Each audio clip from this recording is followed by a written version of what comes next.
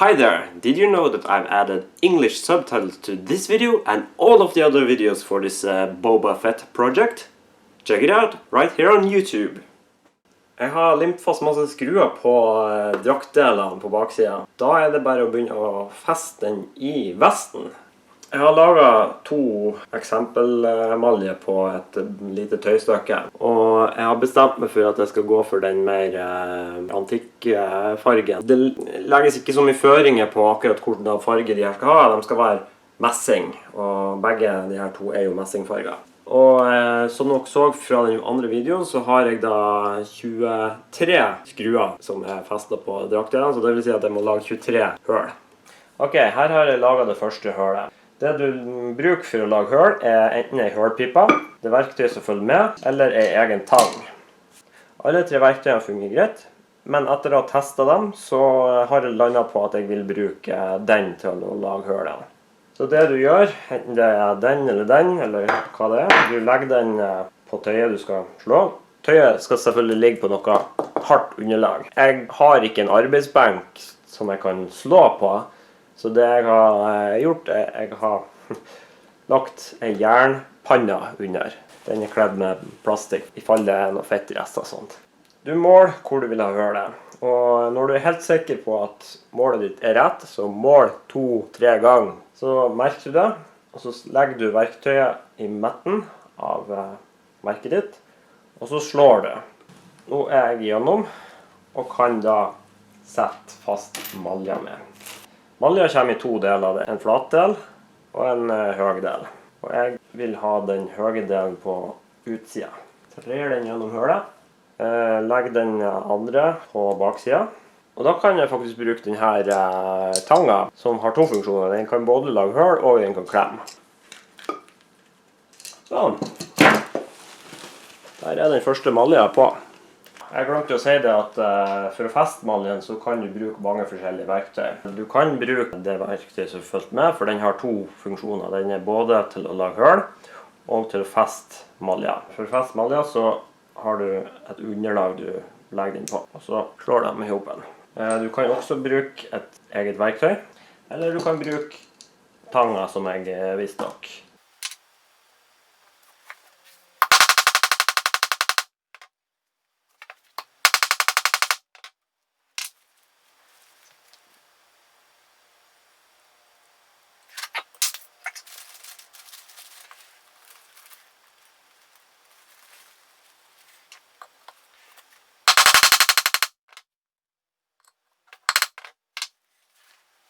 Ok, nummer 2.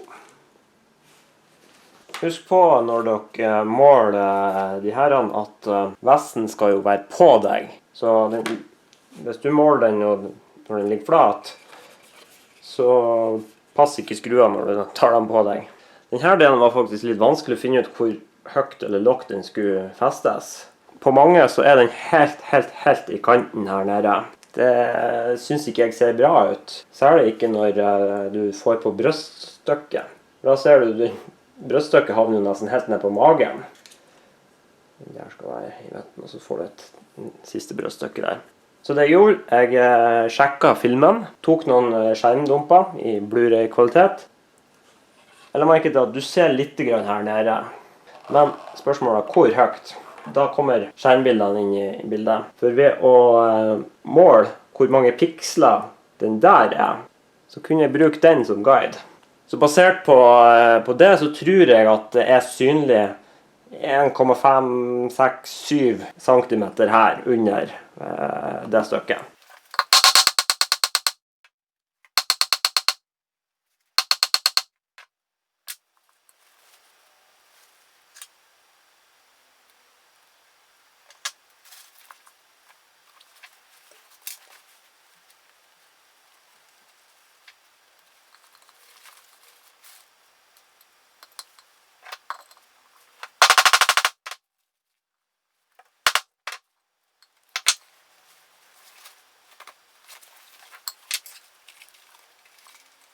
Jeg støter på et problem her på enkelte av maljene som skal være i dette området, for at her er lomma, og jeg vil gjerne beholde den til å ha batteripakken i.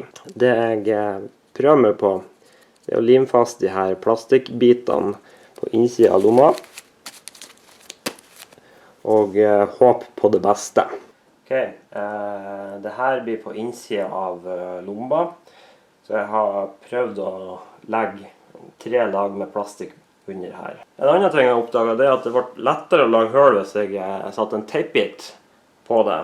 Det er også lettere å merke av hvor hølet skal være. Men om det fungerer akkurat på denne når det er på innsiden av lomma, det blir veldig spennende å se.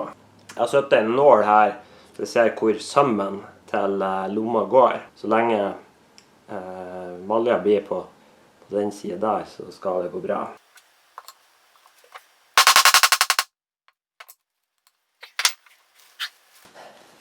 Det fungerte.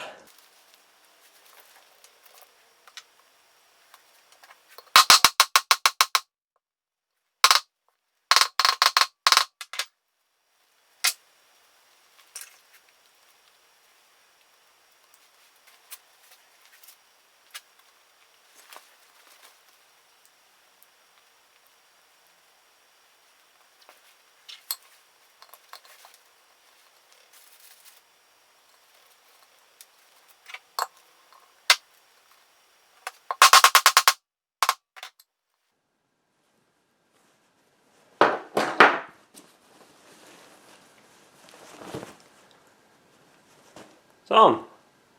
Der var alle 23 på plass.